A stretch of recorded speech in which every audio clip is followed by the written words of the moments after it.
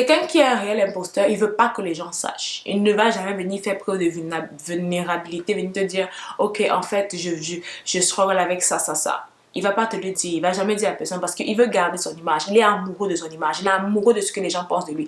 Il est obsédé par montrer une apparence qui n'est pas la sienne. Au point où même, il ne se rend même plus compte, enfin, au point où il est tellement entré dans son personnage qu'il est convaincu de ce qu'il n'est en réalité pas.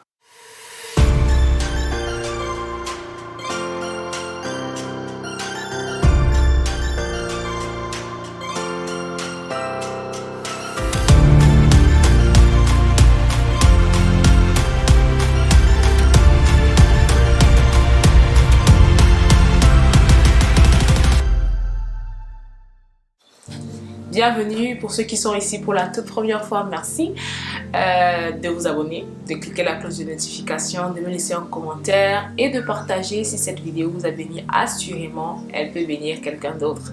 Alors, on parle aujourd'hui d'être un imposteur. Je suis un imposteur. C'est quoi un imposteur? On va commencer par la définition. Un imposteur, nous dit le dictionnaire français, c'est une personne qui trompe par de fausses apparences et qui se fait passer pour quelqu'un d'autre.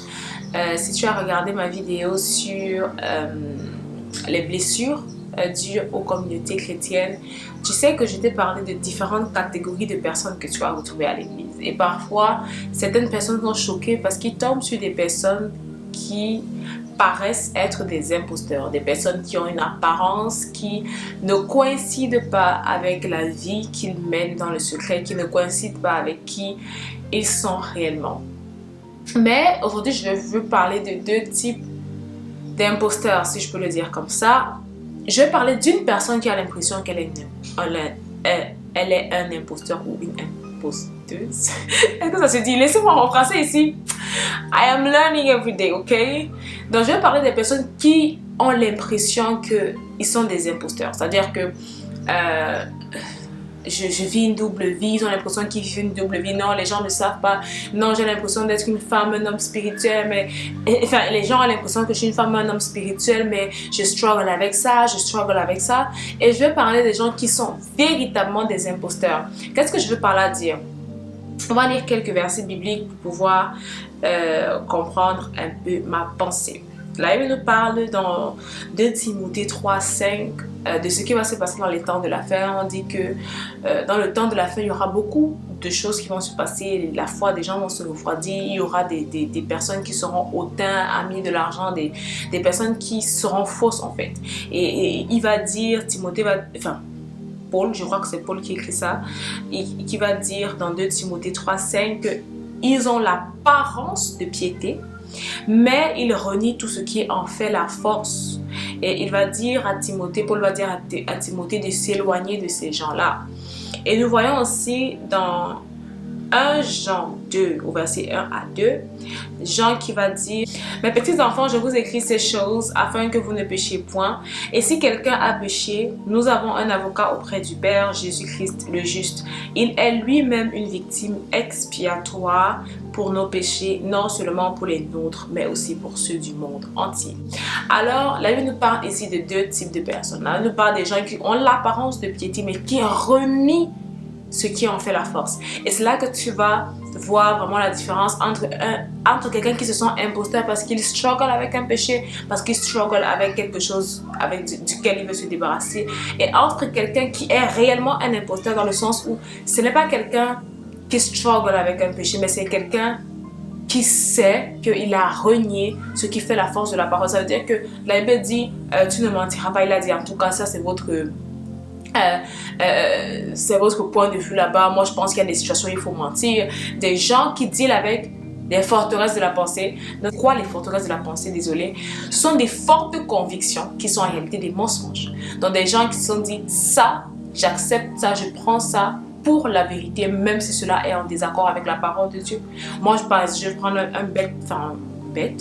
je ne donne pas de bête exemple, je vais vous prendre un exemple. Par exemple, quelqu'un qui sait que la parole de Dieu dit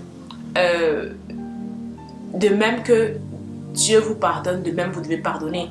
Pardonne nos offenses comme nous pardonnons aussi à ceux qui nous ont offensé, mais qui va te dire non, moi en tout cas dans cette situation je ne pardonne pas. Vous qui pensez que vous êtes trop chrétien, vous pouvez penser ce que vous voulez, mais moi je ne pardonne pas. Ce sont des forteresses de la pensée, des fortes convictions qui sont en réalité des mensonges parce que ça revient en contradiction avec ce que Dieu dit de toi ou ce que la parole de Dieu dit.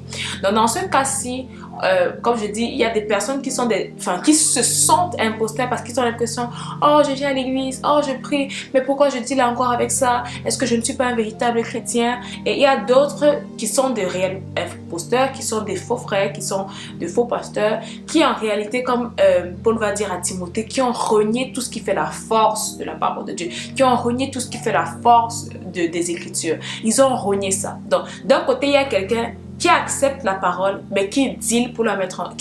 qui struggle pour la mettre en pratique. Il y a une autre qui connaît la parole et qui l'a complètement reniée.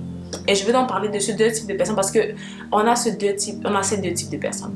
Premièrement, la première catégorie des personnes qui deal avec le péché. Qu'est-ce que Jean est en train de dire? Il dit, mes petits enfants, je vous écris afin que vous ne péchiez point.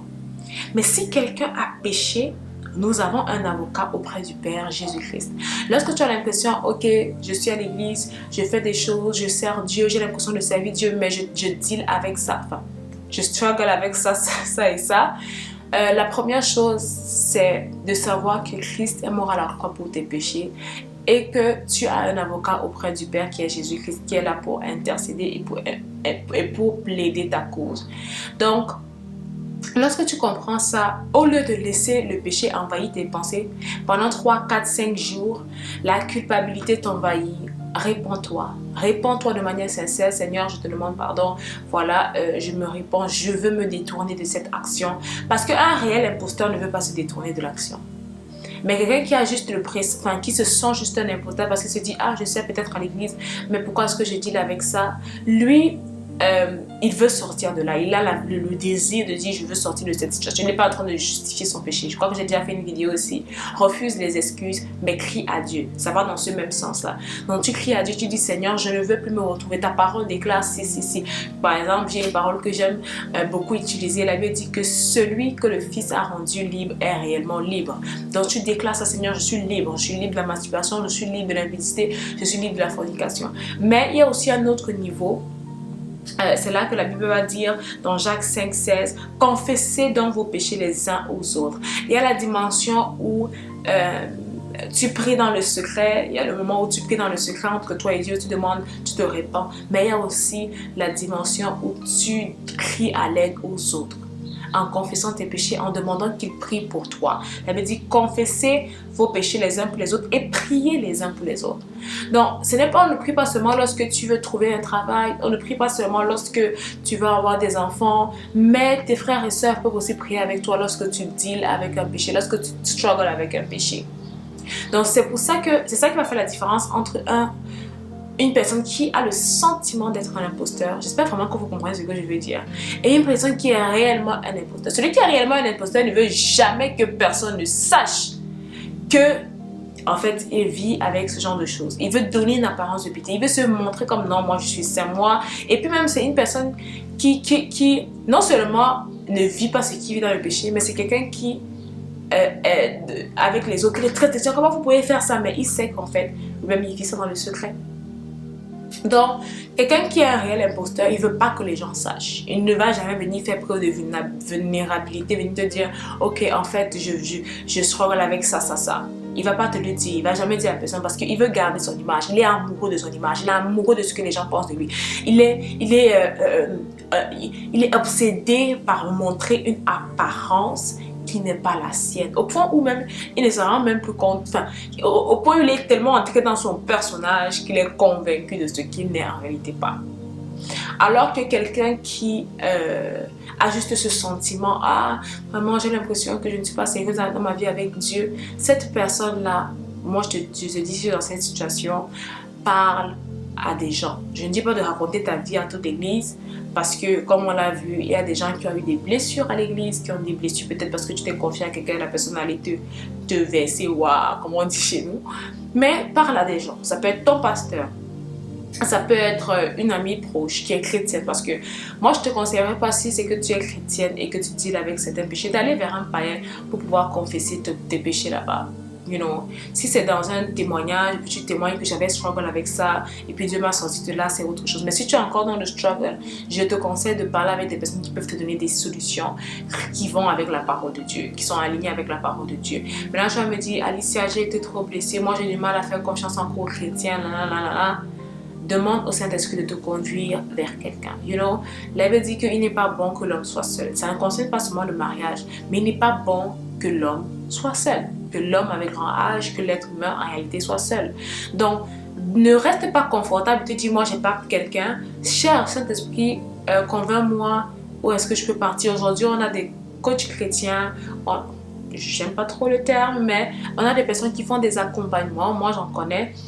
Donc, si peut-être tu te dis, moi, je sais pas qui est-ce que je pourrais parler, tu peux m'écrire en commentaire, tu peux m'envoyer un email, tu peux m'écrire en DM sur Instagram. Comment est-ce que tu peux te rediriger? Mais moi, comme je dis, si je redirige les gens, make sure that,